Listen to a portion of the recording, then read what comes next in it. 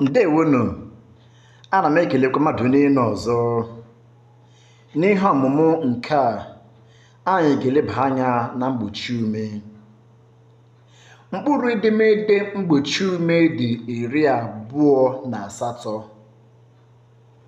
Ihe aha pụtara ma akpọrọ ya n'isi bụ mgbochi nke ume, mana egbubiri ya na nkenke kpọọ ya mgbochi ume.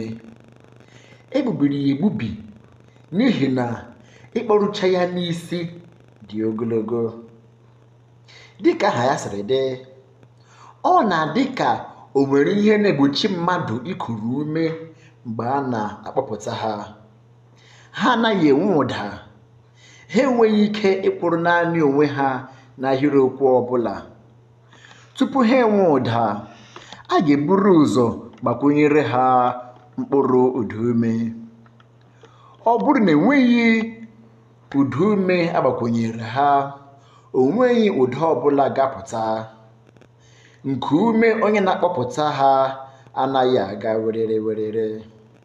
Ha bụ B, Ch, D, F, G, Gb, Gh, Gwe, He, Je, Ke, Kpe, Kwe, Le, Me, Ne, Ṅ, Nwe, Nye, Pe, Re, Se, She, Ti, Vi, We, Yi na Ze.